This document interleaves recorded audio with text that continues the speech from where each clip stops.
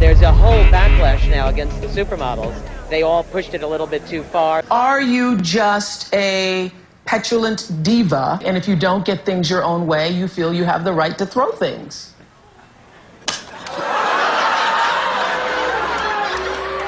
Dans les années 90, il y avait un groupe de femmes qui vont complètement retourner l'industrie de la mode. On les appelait les supermodèles. Les plus connues d'entre elles étaient Naomi Campbell, Cindy Crawford, Linda Evangelista. Ça va vraiment être des superstars que toutes les marques vont s'arracher. Elles ont commencé à apparaître dans les films, dans les clips, et puis du jour au lendemain, plus rien.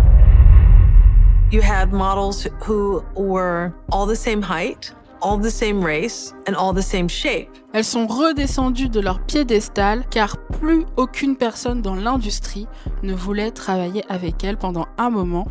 Et je vais vous expliquer pourquoi dans cette vidéo. It's a crime that's disgusting and uncalled for, and it should never happen to anybody ever. And I feel pain for Donatella. L'histoire des supermodèles commence dans les années 80 avec un trio de mannequins qui comprenait Linda Evangelista, Christy Turlington et une certaine Naomi Campbell. Je pense que elle, vous la connaissez beaucoup plus que les autres. C'est vraiment une mannequin phare qui va marquer la mode à tout jamais. Naomi, elle a été repérée quand elle avait 16 ans par un scout d'une agence de mannequins.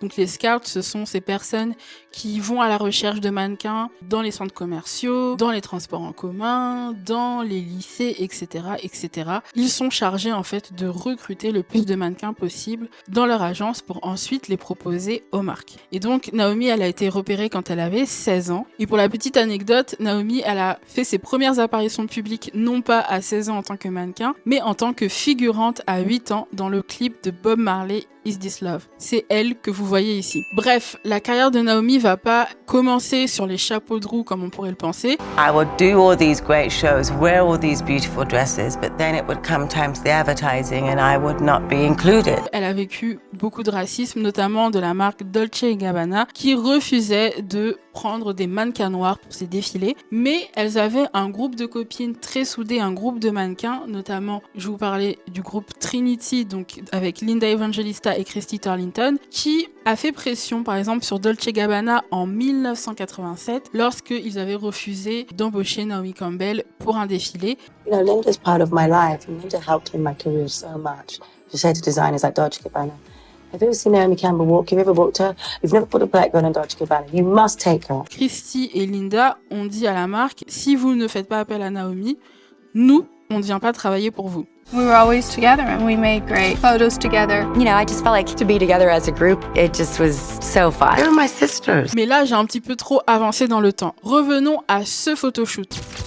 Cette photo de Christy, Linda et Naomi a été shootée par un photographe qui s'appelle Steven Meisel. Et elle va énormément marquer l'industrie de la mode, tant par leur beauté, mais également par leur posture qui est très différente de ce qu'on pouvait voir à l'époque chez les mannequins et chez les marques. Mais c'est une couverture qui va véritablement lancer l'explosion de ce qu'on appellera les supermodèles. On the newsstand in the lobby, the latest issue of Time magazine featured Naomi Campbell on the cover. It was a story about the rage for beauty and the phenomenon of the superstar models.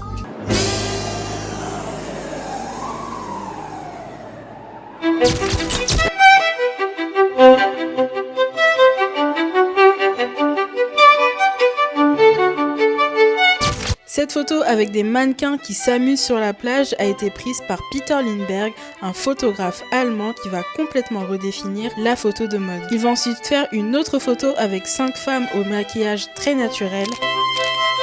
Avant, les photos étaient quand même très cadrées. Souvent, c'était des portraits avec des femmes très maquillées, très bien coiffées, tirées à 4 épingles. Ce style de photo un peu carefree ne va pas du tout plaire à l'époque, puisque Peter Lindbergh va essayer de proposer cette couverture à Vogue, qui était déjà à l'époque l'un des plus grands magazines de mode. À cette époque, c'était Alexander Lieberman qui était le directeur éditorial du magazine Vogue et Grace Mirabella était la rédactrice en chef. Quand ils vont voir la photo de Peter Lindbergh, ils vont dire mais Absolument pas. Parce que ça détonnait, comme je vous l'ai dit, avec les photos très cadrées de l'époque et ça ne rentrait pas du tout dans leur ligne éditoriale. Et ils vont dire à Peter Lindbergh que ça ne correspond pas du tout. Mais la même année, il y a une Anglaise qui arrive à s'ériger en tant que rédactrice en chef du British Vogue. Elle s'appelle Anna Wintour. Anna Wintour, elle va vouloir complètement casser les codes de la mode des années 80, des magazines super léchés et des photoshoots ennuyeux à mourir. I think there were a lot of people who felt that it was time for Vogue to make a change and that they welcomed it. You know, maybe there were, you know, a few catty remarks in the back, but, you know, one just learned to live through it and get on with doing the job. C'est d'ailleurs ça qui va faire son succès, mais ça on en reparlera peut-être dans une autre vidéo si vous voulez, dites-le moi en commentaire. Et n'hésitez pas à vous abonner à la chaîne si vous ne voulez rien rater de tout ce qui va arriver. Et ça va pas du tout plaire à Grace Mirabella avec qui elle va être en compétition. Comme Anna était rédactrice en chef du British Vogue, en 1990, elle va ressortir des tiroirs la photo de Peter Lindbergh en disant c'est absolument ce qu'il faut pour le renouveau du magazine Vogue. Cette photo va faire la couverture du Vogue de janvier 90 et c'est la première fois que autant d'icônes de la mode sont réunies sur une seule photo. La couverture va faire un carton et elle va tomber sous l'œil de George Michael, qui est un grand chanteur de pop des années 80-90. How did you guys even get involved with doing the video? La couverture va énormément l'inspirer pour créer un clip pour la chanson Freedom 90 où il va mettre à l'honneur toutes les supermodèles de la couverture. We all appeared on a British Vogue cover, January 1990, the five of us, and that's where the inspiration came from. No, I remember doing it, but I didn't know. It was you, Cindy. No, I'm Cindy. Turley. No, I said you, Cindy. Oh, me, you, myself, Cindy. Cindy okay. Crawford, the girl of the decade. Évidemment, dedans, on retrouve Naomi, Linda Evangelista, Christy Turlington. Et ce clip-là va marquer la pop-starisation, en fait, des supermodèles. Elles vont rentrer dans le mainstream. Mais il n'y a pas que les chanteurs et les photographes qui vont s'arracher les supermodèles, elles vont aussi taper dans l'œil de énormément de créateurs. C'est notamment le cas de Gianni Versace, qui était très connu pour aussi casser les codes, pour adorer choquer à travers la mode et à travers les scénographies qu'il proposait dans ses défilés. Les supermodèles, ça va vraiment devenir ses muses et on va les voir à chacun de ses défilés. Versace va être inspiré par la chanson Freedom 90 et c'est comme ça qu'elles vont ouvrir son défilé à Milan qui va marquer le fait que les supermodèles vont dominer l'industrie de la mode. Et là, ça va être le début de l'ascension vers le sommet puisque en plus d'attirer les artistes, les designers, les photographes, les supermodèles vont attirer les marques mainstream. Par exemple, Cindy Crawford va signer avec Pepsi pour une campagne de pub. Naomi Campbell va tourner dans le clip de Michael Jackson, Trap in the Closet. Et il y aura une phrase de Linda Evangelista qui va vraiment cristalliser la domination des supermodèles. Elle va dire « Je ne me lève pas pour moins de 10 000 € par jour ». J'aimerais bien dire ça aussi. I'm difficult, okay? Cette phrase peut sembler arrogante, mais elle était bien vraie, puisque Gianni Versace leur avait même fait signer un contrat d'exclusivité pour qu'elles défilent uniquement pour Versace, ce qui incluait qu'elles étaient payées des sommes astronomiques. Retenez bien cette info parce qu'elle va être importante pour comprendre leur chute. Et d'ailleurs, Karl Lagerfeld, pour avoir aussi sa supermodèle à lui, a décidé de surenchérir pour acquérir Claudia Schiffer. Claudia Schiffer is at the top at $7,000. On parle un peu comme si on parlait de joueurs de foot. Chacune des supermodèles va avoir une trajectoire quand même assez différente. Claudia Schiffer, on va aussi la voir dans les clips notamment des Uptown Girls. Je sais pas si vous voyez cette chanson-là. Dedans, il y a Claudia Schiffer. Elle va aussi être la muse de Karl Lagerfeld en remplaçant Inès de la Fressange avec qui il s'était brouillé. Bref, les supermodèles, ça va vraiment être les superstars de la mode. Mais comme toutes les bonnes choses ont une fin, ça va être le déclin des supermodèles et du jour au lendemain, toute l'industrie de la mode va leur tourner le dos. There's a whole backlash now against the supermodels. They all pushed it a little bit too far. I'm not pushing personalities. Right now, it's not about the personalities, it's about fashion. Il va y avoir 3 facteurs à tout ça. Le premier facteur, c'est que la frontière entre musique, mode et cinéma va commencer à être de plus en plus fine. C'est-à-dire que dans les magazines, on ne va plus seulement avoir des couvertures avec des mannequins, on va aussi avoir des acteurs, on va avoir des chanteurs et ça va faire énormément de concurrence aux mannequins déjà existants. Oh, this is my first ever Vogue cover. It was very thrilling to be on it. Brad Pitt was visiting me that day, so I think he's in one of those. Les magazines vont se rendre compte qu'ils arrivent à vendre plus avec des superstars du cinéma, d'Hollywood ou de la musique. Donc, ils vont commencer à mettre certains mannequins de côté. You're not only a designer. According to 20 years worth of press, you're a marketing genius. I have a quote. My attitude is if you want to sell jeans, don't talk about them. Début des années 90, Calvin Klein cherche une mannequin pour sa campagne de jeans et caleçons My Calvins. Il cherche une mannequin jeune qui a l'air naïve, à l'allure un peu candide.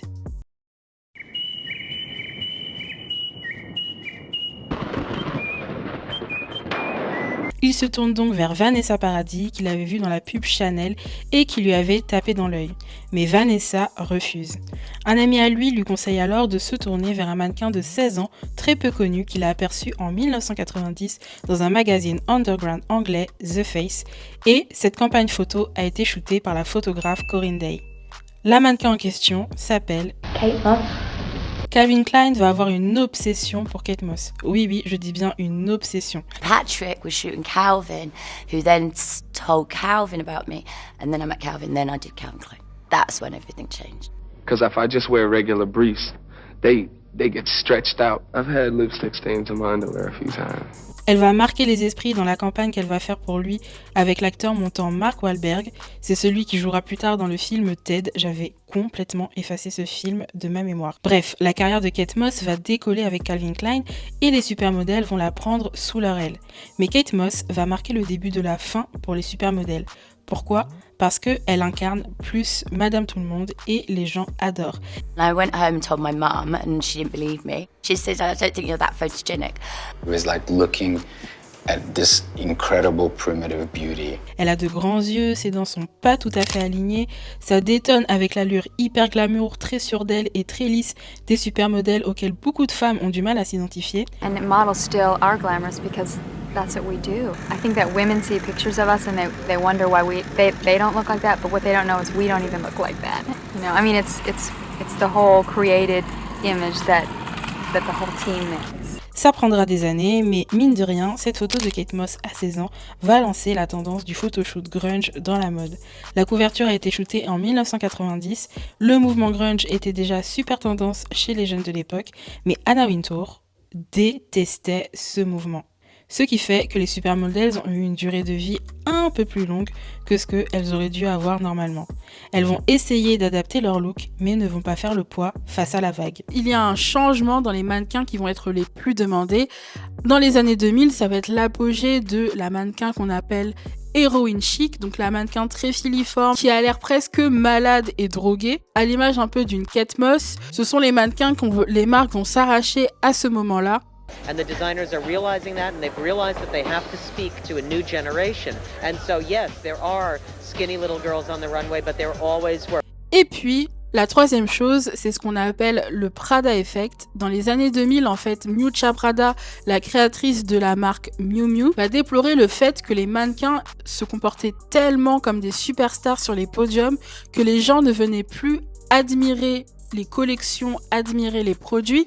Ils venaient pour les supermodèles. Et donc elle va embaucher des mannequins, souvent qui viennent d'Europe de l'Est, qui n'ont pas forcément une très forte personnalité scénique, qui ne sont pas là pour se mettre en avant, mais plutôt pour mettre en avant les produits. Dans les années 2000, on va assister à une pléthore de défilés où les mannequins se ressemblent toutes, où on essaye d'homogénéiser le casting pour remettre juste la collection au centre de l'attention. On ne va plus vouloir travailler avec les supermodèles parce qu'elles sont devenues trop mainstream, elles ont été trop popisées pour les défilés et finalement elles éclipsent les collections.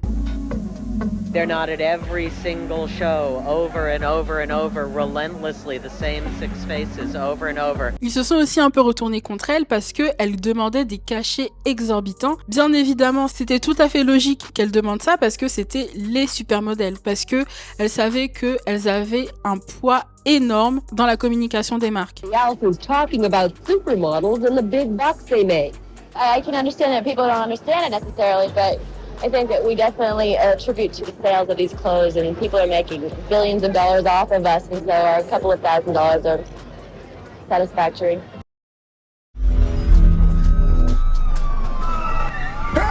Gianni Versace was shot on the steps of his villa. Pronounced Versace. It's a crime that's disgusting and uncalled for, and it should never happen to anybody ever. Le 15 juillet 1997, le créateur Gianni Versace se fait sauvagement assassiner sur le pas de sa porte. C'est une grande perte pour le monde de la mode, y compris pour les supermodèles qui étaient très proches de lui. He was a creator, he was a genius. Everything you see around us, this house, this company, it was his life.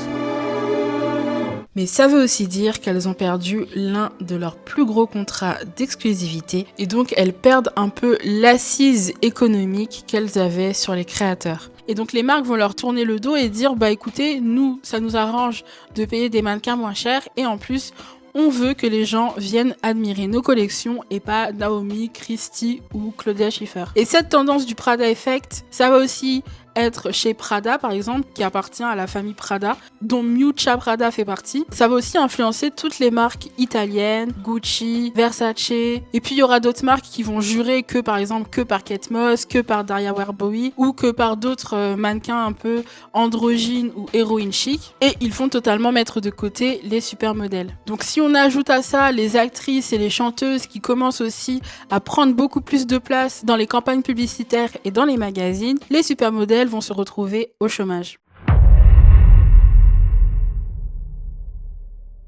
Heureusement, malgré leur déclin, elles vont faire leur retour, notamment pendant un défilé de Versace, cette fois-ci sous la tutelle de Donatella Versace, dans les années 2010. Elles vont faire leur grand retour aussi dans les années 2020, notamment pour raconter leur carrière. Naomi Campbell est l'une des seules qu'on peut encore retrouver sur les défilés régulièrement aujourd'hui. On ne peut pas nier que ce sont des figures influentes du monde de la mode qui ont inspiré des mannequins qu'on connaît aujourd'hui comme Bella Hadid, Gigi Hadid. Il y a également la fille de Cindy Crawford qui travaille, je ne sais plus comment elle s'appelle. Je vous mettrai son nom là. Kaya Gerber. Bref, dites-moi dans les commentaires si vous pensez qu'aujourd'hui, on peut encore considérer que les modèles qui sont les mieux payés aujourd'hui, donc c'est-à-dire Bella Hadid, Kendall Jenner, sont des super modèles, ou est-ce que vous regrettez l'époque de Naomi, de Christie et de Linda, ou de Cindy, ou de Claudia. Bref, l'époque des supermodèles des années 90, est-ce que vous trouvez qu'aujourd'hui, les mannequins ont la même prestance? Moi, je vous retrouve plus tard pour toujours plus de mode et de pop culture. Dites-moi dans les commentaires si vous voulez que je vous fasse une histoire sur Anna Wintour, et prenez soin de vous.